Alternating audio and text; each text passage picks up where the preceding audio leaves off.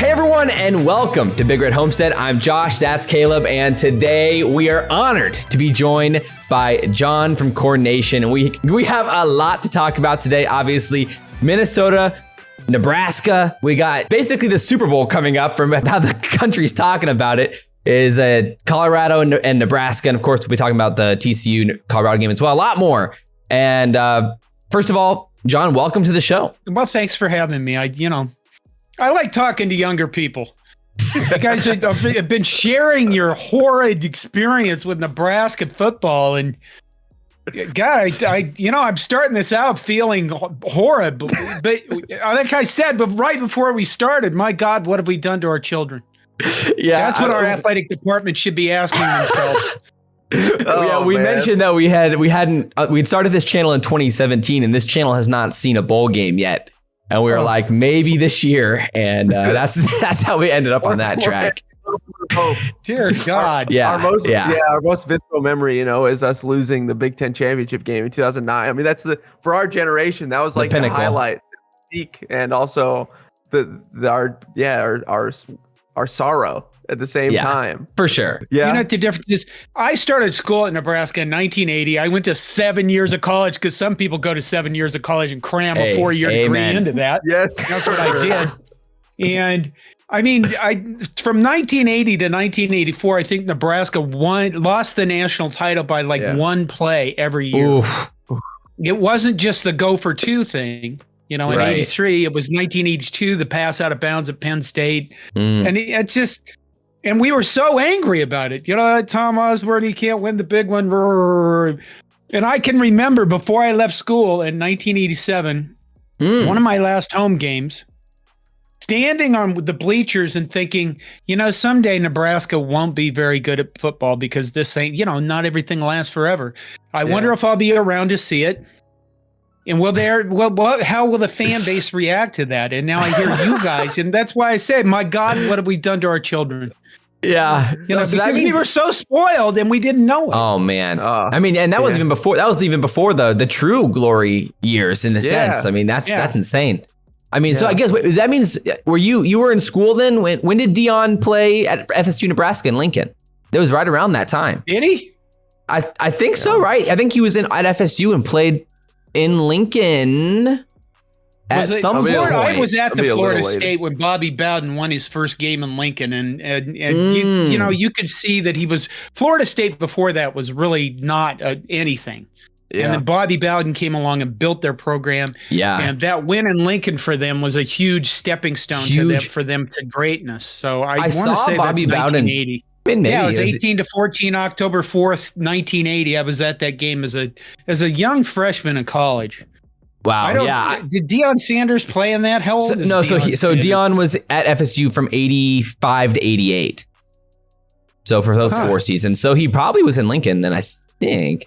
But I have to look that up. I can look that up later. I saw Bobby Bowden actually speak at a conference when I was in college, and man, you can see why they were successful. He was an unbelievable leader for them. So just fantastic. But with that said, I think we can kind of start here and just start talking first about takeaways from the Minnesota game, because there was a lot there. Were you at the Minnesota game? Yes, I was. So perfect. That's great. So we were live as in well. Minnesota. If Nebraska plays football here, I go to the games one way or another. I see. You are a Minnesota native. Nice. No, I'm in Nebraska. Man. Don't put that evil on him. That's right. He's a Nebraska native. I've made my kids Minnesota natives, which used to say, my God, what have I done to my children? Yeah, that seems to be a theme. So let's start there then. What were your instant takeaways? How have you mulled over the loss as time has gone on? Have the wounds healed a little bit heading into this week? Where are you at with the game now and the takeaways that you can take away here in Colorado? I think the first thing is I only gave us about a 30% chance to win the game, because I just thought, important. It's the first. PJ Fleck's like 7th year, 8th year, something like that. He's well established. Minnesota's well established. They know what they want to do. I know they're missing players. You always they don't have this guy, they don't have that guy. No, they know what they're doing. They established what they're doing, what their goals are, how they're going to go about things. And Matt Rhule's just starting out. And we had all the talk in the offseason Yes. I mean, that's what it is. It's just talk until you get it's Kool-Aid into games. You're still trying to figure out what you're doing, and your football players. I mean, put it this way: they practice against the same freaking guys. Right. Yeah. And after a while, you get tired of beating your own guys up, and the defense knows what plays you're running, so they just run ahead of time to the place and make the tackle, and the coaches yell at them, "Stop cheating on the play," stuff like that. But yeah. I guess when we scored to go up 7-3, first of all, I thought, wow, this is a really ugly game. I didn't expect it to be that ugly. Yeah. Secondly, I thought our defense is actually playing like a defense where they were swarming to the ball. Yes. There wasn't just one guy someplace to make a tackle because they, honestly, I think our previous defensive coordinator, not Bill Bush, but the other guy. Yeah, Shenander. Just really had him play soft all the time. And he didn't attack worth the hell. So scared. We were attacking. Our defense was, they were a little soft on their coverage in the first half, but I thought, okay, well, they'll figure it out. And they figured it out. Minnesota did not play as well as I expected them to. And I came out of that game thinking Minnesota is going to have a worse season than we do with regards to expectations, because my expectations is only going to be 6-6. They didn't play as well as I expected. Some people are going like, well, they're going to win the North.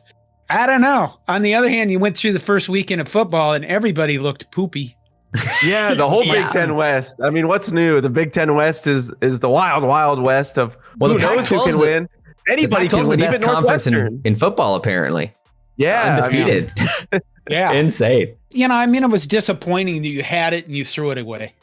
Right. And for me, because I have to hear from Minnesota people, texting me, and the people, my coworkers, my customers, because they all have to do that.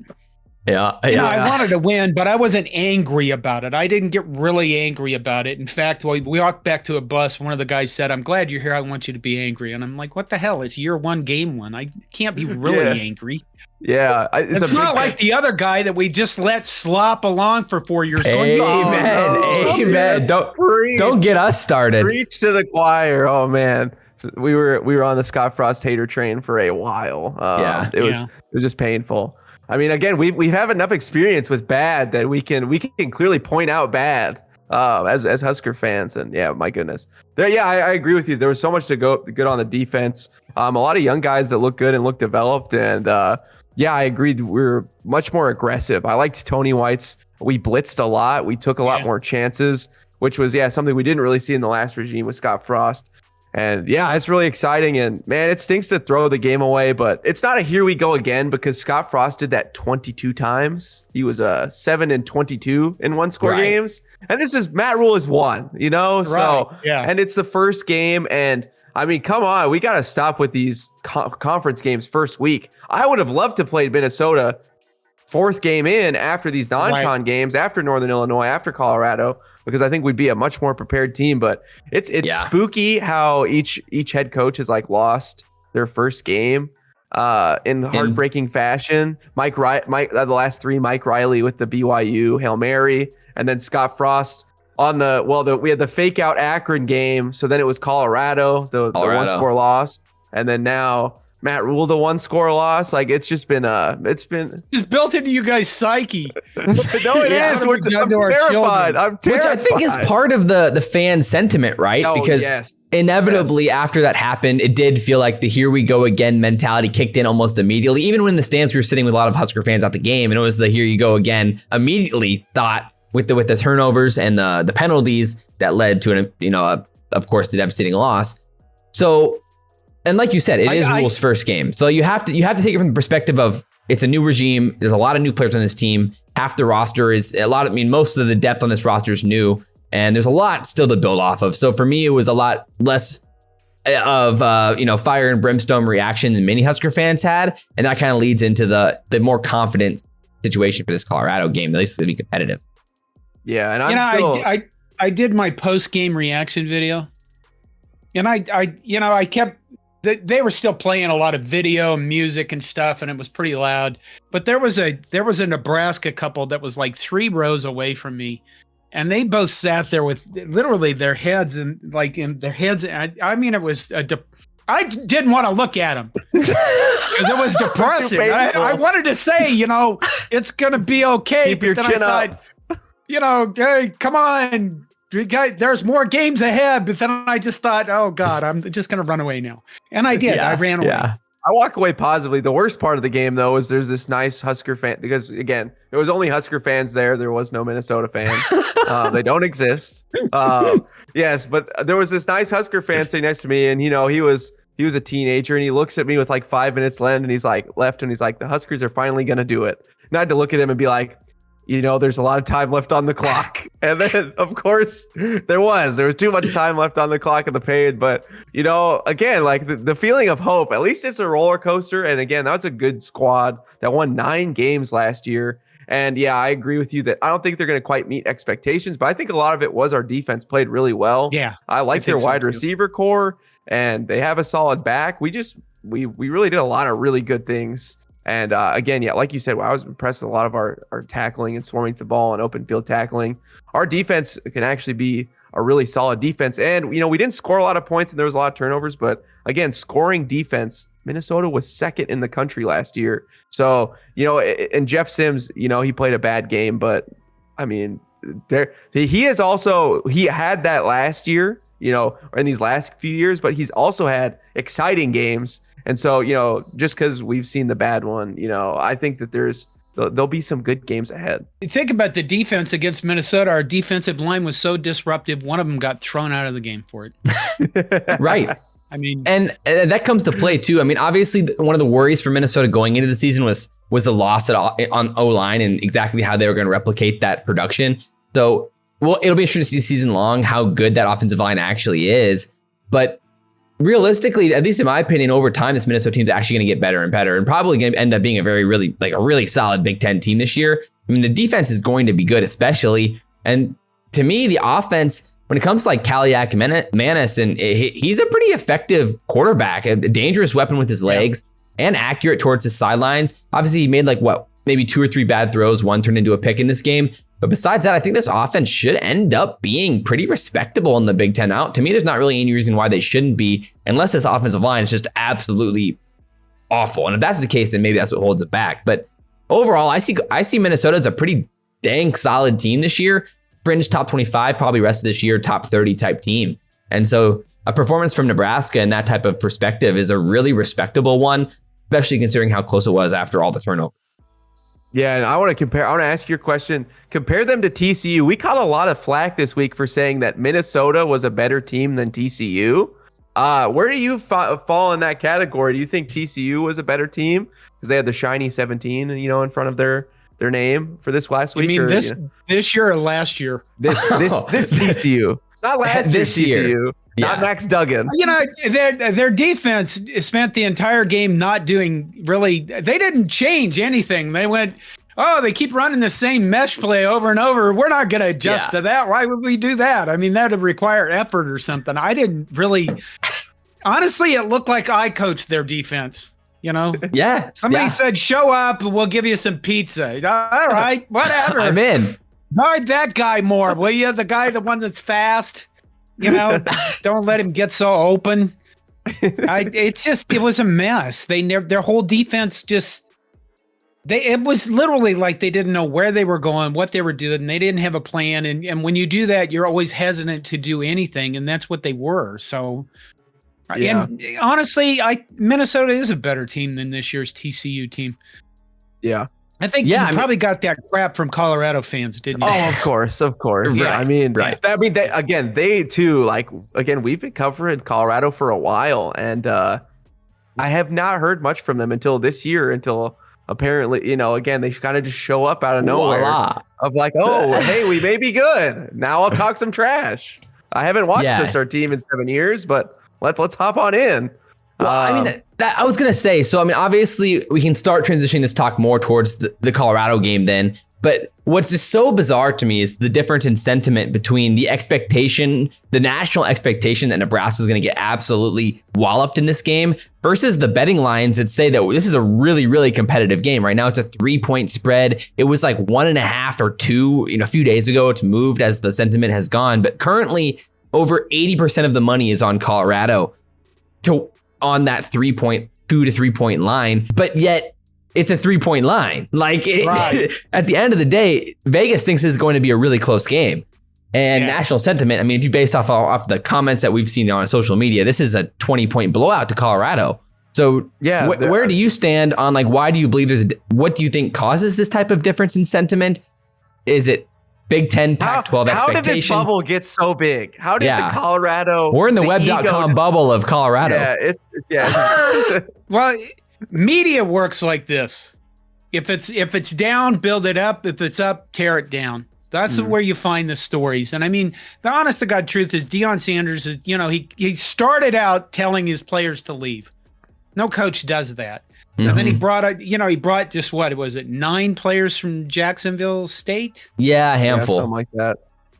It wasn't that many. People think it was a lot more, but he only brought 9. And they're honestly, I think the 9 of them, like Travis Hunter and his son Shedeur. I called him Shittier the other night. Oh no! Said, I didn't mean to. I'm not good with names, man. No, you're good. Anything. But both Travis Hunter and Shedeur Sanders, they're FBS players. Right. Yeah. I mean, they're 5-star. They're not 5-star, 4-star lower talents. level players, so they shouldn't have been playing at that level in the first place. So it's no shock that I think the whole thing with him, plus it's Deion Sanders. He already has a personality. It's a big personality. And sports needs stories like that. And when they do that, everybody gloms onto him because it's a great story for now, and they'll build it up. And then at one point they'll build it up and then they'll tear it back down again. And hopefully that's this weekend. Amen. Yes. Amen. Reach. Yeah. Do you think that Shedeur Sanders, I mean, again, they went from they had been talked a little bit about, maybe Travis Hunter had like whispers of like Heisman candidacy just because he plays both sides of the ball. But do you think that they're legit Heisman contenders, or has this been blown out of proportion? Well, it's one game. Yeah. Right. I mean, I'm old enough to remember Beano Cook saying Ron Powell is going to win 4 Heismans or some damn thing. First of all, the Heisman has become a quarterback award. Yep. Very true. And it's really rare that anybody else wins it. Number 2, I know Travis Hunter played both ways at Jacksonville State, but he, again, he was a player that was up here level. I mean, FBS level, playing against much less athletes. If he's going to be able to keep that up all season, it'll be amazing, Yes, agreed. So, if he can keep it up at the level that he is, then give him the Heisman because he's deserved it. But that's going to also be very difficult. And again, it's one game. I thought Shedeur Sanders looked pretty accurate. I mean, it's not. Come on. Yeah. He was throwing to guys that had nobody around him whatsoever because the TCU defense had no idea what they were doing. Well, good news. He's in the Pac-12. He'll get to do it all year long. Yes. Oh, that's true. And then they'll go to the Big 12 and. Even better. Yeah. Again. Yeah. They kept running these mesh, with the mesh concepts where it was little underneath dump offs. Like linebackers should pass the protection off to each other. And apparently nobody taught that. So I think realistically, part of it is, again, because you're playing against the former, they were in the national championship last year, TCU, versus like Minnesota, who most saw as like a 7-5, 8-4 type team this season. But an 8-4 type Big Ten team is a fringe top 25 team. Where if TCU, if they went 8-4 with their schedule, suddenly you're nowhere near the top 25. And so realistically, well, especially with Minnesota's schedule, that's insane. I think that definitely plays the biggest role in the game. Obviously, the high scoring nature of the TCU Colorado game comes into play as well. But in the same note, Colorado ran as more plays in Nebraska in the first half of their game than Nebraska and Minnesota ran in total. So it's like, did they? Yeah, Colorado had over 60 in the first half. Nebraska ran like 53 or something like that in the entire game. So it's like, when it comes to offensive production, well, yeah, of course you're gonna put up huge yards when you're running that many plays. Not 500, but you're gonna have nice stats. That's going to be the key then. I mean, that's what we're going to need to do to beat Colorado. I know I'm jumping way ahead, but if you watched the first weekend of this college football, we're at Minnesota. I was up there with my son. My family was next to me, and I mean, in the first half, I think Nebraska had 3 possessions. 3 possessions. Yeah, it was 3. Because the clock runs and both teams Insane. were running a lot. And you're like, what the hell happened to football? And the TV guy was on the field all the time. It was like being at an NFL game. Seriously. And you just sat there and waited and waited and waited and waited. And you're like, okay, what the hell? So that part sucks. But right. I mean, and that makes it hard for an offense to get into rhythm when you only have 3 drives in a half versus Colorado, who I don't know how many they had, but I mean, obviously 60 plays in the first half versus Nebraska's like 25 or 30. So it's like that comes into play when it comes to how your offense is going to perform. And so 100%, obviously, when it comes to this game, we're going to hope to slow it down and run the ball effectively. And that's going to be probably the difference, at least if Nebraska wins in that regard. So maybe with that, we go towards Colorado specifically now and talk about this game and your expectations going to this game.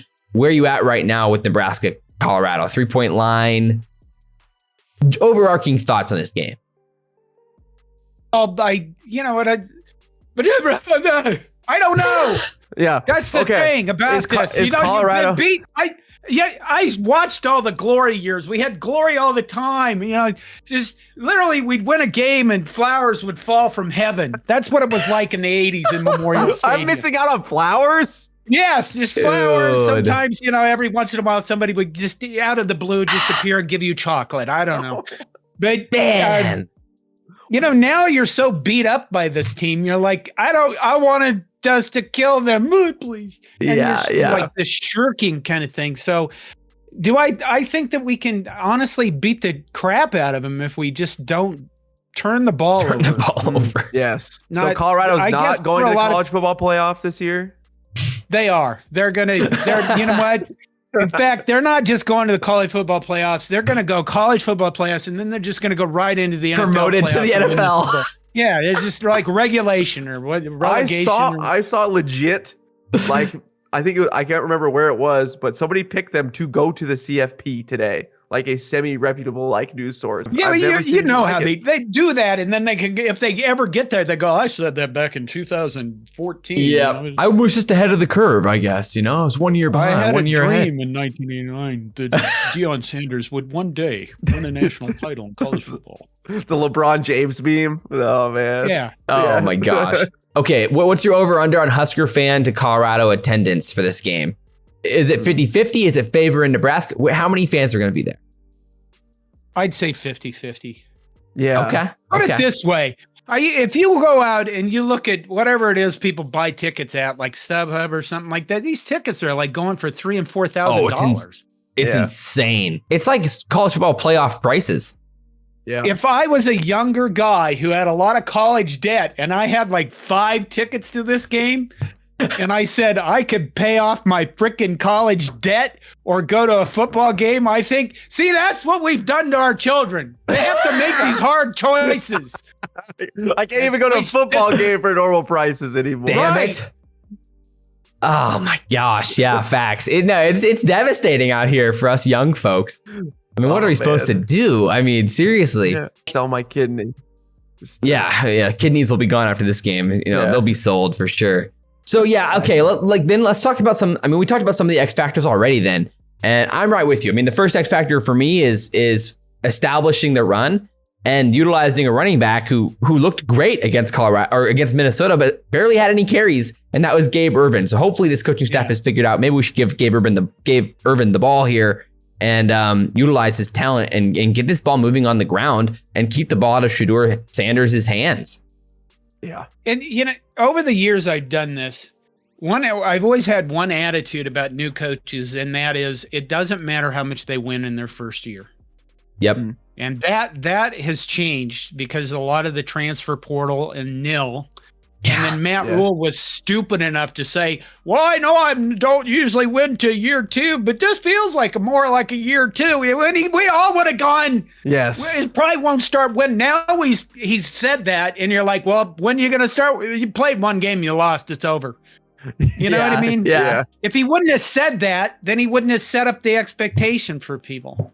Right. Yeah. And the other thing about that, I think I've mentioned this on one of my shows, Monday night maybe, is, we spent this whole offseason with really nice comments from the coaching staff. And we know this. We win the offseason every year. We drink the Kool-Aid. Yes, we do. We do our shows live, so people commented, and I've seen people comment, well, Matt Rhule lied to us about Jeff Sims. He was this turnover machine, and he said he was going to be good. And, Matt Rhule lied about this. He didn't lie.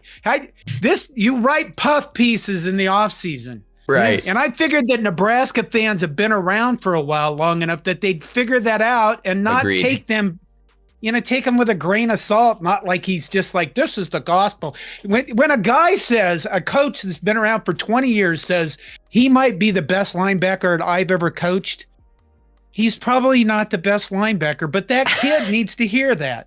Yes. He 100%. needs to hear his coach say his name in public because it's a boost to him. So it's the honeymoon phase, you got to whisper the sweet nothings into our ear. You can't just start off like, with this harsh realism of like, oh, we're going to suck this year. No, but I mean, you'd get fired a lot faster if that's the way you talked. So agreed. I think there is a lot of promise, though. I agree that with the NIL and this season, and again, jury's still out, and I really still think, Sims can be good. So you think we can't only win, but you see a world where we can beat the snot out of Colorado? Drive us through the narrative. I think there's a lot of, like, Scott Frost, God help me, I said his name. Honestly looked like he called plays. He called plays like you were going, okay, I haven't called this one yet, let's call that one. They didn't fit together. Nothing made sense. Agreed. And really, I think what we're going to watch from Marcus Satterfield is, do you have a bunch of plays you want to run just to see how they work? Or can we just run the same? If we run a dive play and it makes 8 yards, could we just keep running the same freaking dive play over and over and over? I know that this won't make Billy Camp happy as a receiver, or Thomas Fedoni, or who the hell else is the glory guys, but it'll make me happy. Who do you want to make happy here? Come on. Right. I might not make it to next year. The people selling their kidneys to buy tickets. Suffering. Yeah, man, we got people selling their kidneys. Buy tickets. That's who you want to make happy. Yeah. So, that's just it. I think if we just run the clock down to like 2 seconds every play, we limit their possessions, we keep hold of the ball. I know that we have to complete passes at some point. Yes. Right. Let's make them plays that are, that can be successful. Not like, oh, let's take a home run shot. Let's not. Let's just bleed these people to death by tiny bits at a time. It feels a lot like the Patriots in the mid 2000s, where their offense was just so dominant. The only way to beat them was to run the ball, burn the clock, and keep the ball out of Tom Brady's hands. And in this type of situation where we have a quarterback who wants to run the ball, we're playing against a team who just got torched on the ground by a TCU team who doesn't normally run the ball that effectively. We know our strength as a team is running the ball. So logically, the formula has to be somewhere in there to burn clock and keep the possessions down and score points on the ground, and probably an under on the betting line of points. Like, I think it's like 57 right now, total points. Probably keep it way under that and win the game like 24-21 or 27-24, something like that. There's another side benefit to that. Yeah. That if Nebraska's offense is on the field consuming clock and the game is just draining away, then all these pundits out there have said that we were going to get destroyed can't go blathering on about all these fantastic long plays to Travis Hunter. Travis Hunter will have like 10 yards receiving with 2 catches because he didn't even get the ball thrown his way. Tank their Heisman chances right there. The psychological warfare. Amen. Irritating the hell out of these people. Nothing makes me happier. It was just like when we talk about some of the other X factors for this game, because obviously last week, really the problems for Jeff Sims, they were all while under pressure. I mean, he only had maybe 1 or 2 bad throws that were bad throws without pressure involved. Last week, I had some stats in front of me here. Minnesota only blitzed on 6 of the 24 dropbacks for Jeff Sims, which was 10th lowest of any team in the Power 5. So obviously, when it comes to our offensive line and pass protection, we have some issues there. I mean, at the end of the day, if we can imagine any sort of world where we can find ways to get Jeff Sims moving a little bit out of the pocket. I mean, I thought Minnesota did a really good job with Kaliak Manis, rolling him out at times, giving him some dump offs. And I think we can do a little bit better job of that and of equipping Jeff Sims to deal with the pressure he's going to face. Because obviously this coaching staff and Rhule had said it many times. He had faith in his offensive line, which I think many fans were like, whoa there, like, let's calm down.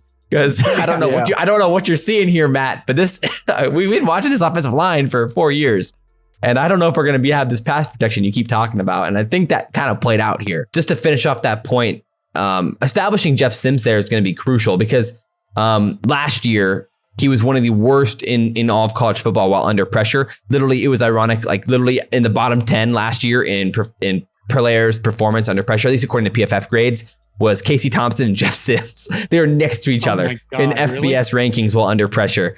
Yeah. Yes. So you've got to do a better job. And I really thought that Satterfield would, because last year we had a lot of problems with game planning around Casey Thompson because of his lack of mobility. So I really have high upside hopes for this week. Yeah. I would Jeff Sims right now is, I don't know. I guess if you went into like Lincoln, Nebraska and went into a supermarket and yelled Jeff Sims, people would be instantly angry. Yeah. Just like, what's wrong with you? All the eggs are ruined. Yes. No, I feel bad again. Like, he he didn't get a step into the game. Like again, against Northern Illinois, he would have gotten some hype. But again, stepping into a tough Big Ten team, again, one of the better defenses that he's even seen in his college career. When you look back to some of those worst games, like he's been in a hard spot. So I think he'll really improve as this season goes in and fit into the Big Ten football play. And again, he ran really physical and did a lot of good things. Yeah, the picks really stunk, but he can clean those up. And I think we will see him clean those up. Hopefully the coaching staff learned a little bit. I mean, it was their first game. They didn't necessarily know what they had. And so I think the fans are losing a little bit of that perspective because at the end of the day, it was the coaching staff's first game. They had to figure out what they had. Normally you do that against FCS teams or non-Power 5 teams, but we had to play Minnesota week 1. And so hopefully this week we're going to see probably a more built out game plan towards our strengths, towards guys that actually are effective. And I think that's where the upside for this game comes for Nebraska. When you say establish him, I want to establish him like Taylor Martinez, where he just goes up in a quarterback power play and just nobody touches him and he just skitters into the end zone and Colorado fans weep. Oh, that'd be great. Yes, as he becomes the Heisman contender and Shedeur and Travis into the background. Yeah, I mean, there's definitely opportunity there. I mean, again, Jeff Sims, we talked about this in our breakdown video, but like he was at his peak in that game in reads and running towards the edges. He was fantastic towards the edges. So it's like, and you watch the TCU Colorado game, and where was TCU absolutely torching them? It was running on the edges. So it's like there is opportunity here. And again, like if you can find a world where you can just ease Jeff into it a little bit better than last game. I mean, Billy Kemp didn't get a touch. How does that happen?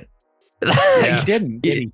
That's unbelievable. I don't know how a guy who is everyone talking. The coaching staff, one of the 10, a guy that everyone thinks is one of the best players on this team. Every coach has mentioned it at some point, and we don't even manufacture one screen pass, one sweep, nothing to him. So to me, that's another huge opportunity. You didn't get what they were doing with a lot of things. I mean, Ervin kind of disappeared for a while. Yeah. Ramir Johnson got one carry. I realized they got a bunch of guys to divvy the ball up to, but I don't know. Against Colorado, just go with what works. Yeah, I mean, Sims, they sort of did that with Sims. I mean, Sims ended up with 19 carries, more than all the other running backs combined. But which I guess technically that was working, so I guess they kept calling it. But it was ironic considering Matt Rhule had said... Right. It's funny that Matt Rhule had said we only want to run Jeff when we absolutely need to. And then the first game, he ends up with 19 carries. It was comedy. So, yeah, I'm with you, though. I think the coaching staff learned some things in this game, and we're going to find opportunities here heading into Colorado. Restore Jeff Sims' name in this Colorado game. Yeah. Let's hope. Yes. I think the thing that terrifies most people, and you hear it out on social media, and you've heard it from these pundits, is Nebraska is too slow, and that the highly touted receivers for Colorado would just run freely wherever they want around the field, and we'll be like, oh, we can't, and it just creates this fear, because we're used to being beat up. Like it's like of ghosts. And I guess that's the one thing that I kind of worry about is, are we going to be really able to keep up with them? Yeah, I mean, I don't really have any worries about the secondary. I mean, our secondary is athletic. They're athletes. The real question comes, I think, for me, it's the linebacking core. It's whether or not these guys can keep up. But we've seen Reimer in legit Big Ten games play great in coverage. So to me, it really comes more down to like Alex Bullock and how much Nick Henrich ends up playing in this game. A huge red flag in comparison to other athletic teams that we've played against in the past few years. I guess we're going to find out in just a few days. It's lurching ever closer. I know it. Again, the hype is so real. Again, I picked Nebraska to win this game. Josh picked a close loss. Where do you sit? Well, I guess I look at, again, if we go on a, ground and pound and use the clock because they've given us the clock and we limit their possessions, I don't, number one, I don't see us getting blown out because I see us as in the past under that other guy we fired, we'd be a weak team, where bad things would happen at the beginning of the game and everything would just turn to crap worse as the game went on. And I realize at the end, this all happened at the end of the Minnesota game, but we're going to find out, I think, is this going to be the same mentality? Or are they going to fall apart? And I think that defense, the way they play and already how confident they looked in the second half against Minnesota, I think they're going to just stop that nonsense. They can't keep the offense from giving the ball away in the end zone or giving the ball away at midfield. But, they can go a long ways in having the mentality that you're going to have to actually beat us. We're not going to just lay down and die. And I guess, I don't see Colorado beating us. I mean, I do because you're so badly beat up by this stuff. But I think that, 2001, what was it, 62-36? Oh, man. Oof. Yeah. I left my house during that game. I got thrown out of my house. I went over to my neighbor's house. I got thrown out of that house. I went back to their house. I got thrown out by his wife again, my friend's wife again. And, because she said it's just a game, which are magic words like to say, I'm going to fight everybody in this bar. You know what I mean? And then I walked around the neighborhood screaming most of the afternoon and, and it was a terrible, terrible thing. And that a lot of people will say that 2001 game against Colorado started Nebraska's downfall for 20 years. And maybe this game, which we will win, I'll say 30-24. Wow. Because I think that we're going to pick the ball off. I think we're going to get some takeaways from them and it's going to cost them. Yeah. Because Shedeur Sanders is pretty accurate if nobody's around him to pressure him. But I think we're going to pressure him with the front four, whatever we have up there. Yeah, I agree. I think there's opportunity. I would love a storybook of where, we flip the script again and we can, start our ascension with Matt Rhule. And I'm still very hopeful that can happen. Again, I'm not tilting after one game. I'm going to give him lots of time, ample time, because like you said, I think he's a good coach and I saw a lot of good things and, he was able to establish a game plan in a lot of ways in that last Minnesota game. And I think he'll be able to pick his spots this time. And he gets a real opportunity on a huge national stage to really make a name for himself. Yeah. I mean, it really comes down to like what you believe about this coaching staff. If you think this is a good coaching staff, this team's going to respond positively. A good team responds to a tough loss and they learn from it and you don't see those mistakes again. A bad team will multiply and magnify mistakes and make them worse, especially in a bigger spotlight like this in week 2. So I think we're going to learn a lot here. I personally do think that Matt Rhule has a good thumb on this team, a good dial for this team. We're going to see a much better Nebraska team in week 2 that doesn't make as many of these mistakes. I mean, it'll be worrisome if we do, and that's what we'll have to talk about if that ends up being the case. But yeah, I really do think there's going to be opportunity here. People don't just fear the loss. They fear the Nebraska on Nebraska crime that happens after these games. Yeah. And it's really old when our own fan base, everybody else in the planet says Nebraska has one of the nicest fan bases, but it's like, not to ourselves. We're this massive dysfunctional family that somebody's always got to be drunk on Thanksgiving and tearing up the same old arguments we've heard for the last 30 years. Bob, why don't you shut up this time? You know what I mean? Yeah. But cure a lot of that. Winning will cure a lot of the dysfunction. Let me tell you. I really do like the odds. I mean, and I did go and check it. Florida State did indeed play Nebraska on September 7th, 1985. Florida State at Nebraska. Number 17, Florida State at number 10, Nebraska. And Florida State actually ended up winning 17-13. So things you hate to see. Those bastards. I know. Man. Things you hate. So Deion has won a game in Lincoln. That's crazy. Oh, and he's about to lose one in Colorado. He's about to lose one in Colorado. He owes us one. Colorado, yeah, Colorado's going to lose their home opener. John, we thank you so much. Check out Corn Nation. Give us a plug. Talk about what you guys do over there. I started Corn Nation 2006 when you guys were like, -5? Yeah. I started it and I named it Corn Nation because I wanted to remind myself at that time, I mean, we had Bill Callahan, things were pretty dark. Look what we've done to our children. I named it Corn Nation kind of to remind me to keep a sense of humor about this stuff. My goal at Corn Nation is to cover as many sports as we can, so we don't just cover football. We have volleyball people and basketball people, and we certainly have baseball people that are nuts about baseball. But we have more stuff on YouTube than we've ever had, probably more audio visual than we've ever had. And it's been fun. I guess it's been hard because of what you guys have gone through. I